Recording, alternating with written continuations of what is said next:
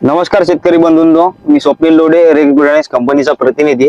आज आपण आलो आहोत श्री मनोज भाऊजी झुरमोरे यांच्या शेतामध्ये, राहणार शिंदी, तालुका राजुरा व जिल्हा चंद्रपूर. तर यांनी आपल्या चना पिकामध्ये पेरणीच्या वेळेस आपले रेक्स बुलढाणाचे प्राण या प्रोडक्टची जे काही बीज प्रक्रिया केली होती, तर बीज प्रक्रिया केल्यानंतर त्यांना काय रिझल्ट वाटला त्याच्यामध्ये आणि काय फायदे झाले ते त्यांच्याकडनं जाणूया. नमस्कार भाऊ. नमस्कार.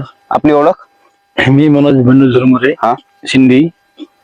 तर आपण जे चण्याच्या बीज प्रक्रियेवरती पेरणीच्या वेळेस प्राण वापरले होते, त्यानंतर तुम्हाला त्या कसा रिझल्ट वाटला आणि काय फायदे झाले? हे प्राण हे असे छान आहे. बीज प्रक्रिया केल्यानंतर मर रोग आणि फुटवे गिरवे सर्वात चांगल्या पद्धतीने होत आहे. उगवण क्षमता झाली चांगल्या प्रकारे, एक नंबर झाली आहे.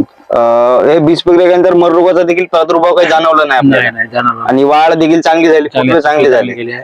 उगवण क्षमता बऱ्याच प्रकारे झाली का? चांगली झाली.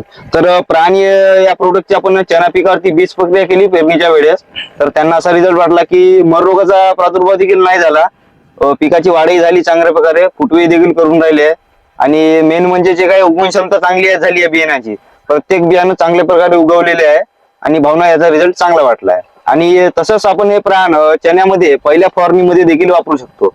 पिकाची वाढ, पांढऱ्या मुळाची वाढ, फुटवे आणि हिरवेगारपणा टिकून राहतो व चांगला रिझल्ट होतो. बाकी शेतकऱ्याला काय सांगाल भाऊ याच्याबद्दल? चांगलं सांगाल. हे प्राण हे औषध चांगला आहे बा, म्हणून बीज प्रक्रिया केल्यानंतर उगवण शक्ती चांगली होणार, का आपलं फुटवे करणार, झाड चांगलं काळ राहणार. बाकी शेतकऱ्यांनी देखील वापरायला पाहिजे. बाकी शेतकऱ्यांनी देखील वापरायला असं भाऊचं म्हणणं आहे आणि त्यांना देखील रिझल्ट चांगला वाटला आहे प्राणचा.